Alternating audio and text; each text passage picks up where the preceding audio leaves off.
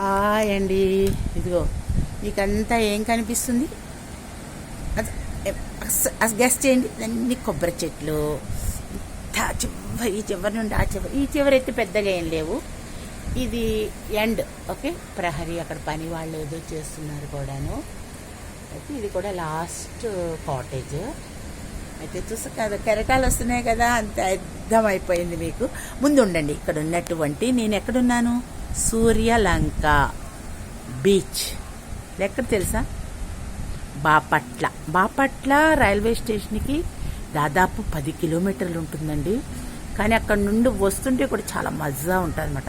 ఇక్కడ చూడు, అక్కడ నుండి నేను కాటేజ్ నుండి ఏపీ టూరిజం వాళ్ళదన్నమాట, హరిత రిసార్ట్. ఇక్కడ కూర్చుని చక్కగా చూసారు. మంచి గ్రిల్ అంతా మంచిగా పెట్టారు. ఇట్లా ఇలా అయిన తర్వాత కొంచెం నేను కెరటాలు ఎలా వస్తున్నాయి చూడండి, దగ్గరికి పెడుతున్నాను.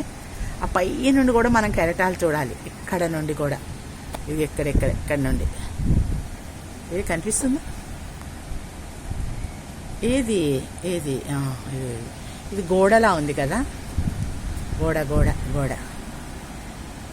వస్తుందండి. అయితే నేను స్పీడ్గా చెప్పేస్తాలే. ఇదేలే గోడ. ఇది గోడ పైన చూపిస్తున్నాను. చూడు మధ్యలో చిన్న కెరటాలు వస్తాయి. అది అవతలకి వెళ్ళాలని ఉంటుంది నాకు, ఆ గోడకి అవతలకి. ఎలా వీలు పడుతుంది కదా. ఇది కెరటాలు చూసారు ఎంత బాగా వచ్చేస్తున్నాయి.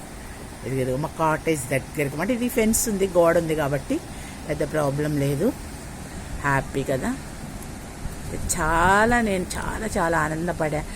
నిన్న ఈవినింగ్, అంటే మార్చి 26, 2023 నిన్న ఈవినింగ్కి వచ్చాను. నేను కృష్ణా ఎక్స్ప్రెస్కి వచ్చాను. మా ఫ్యామిలీ అంతా వాళ్ళు మామూలుగా ఫోర్ వీలర్లో వచ్చేసారన్నమాట. సరే, నేను ఎంజాయ్ చేసుకుంటూ, నాకు ట్రైన్లో చాలా ఇష్టం. అది చెప్పకూడదు అందరికీ.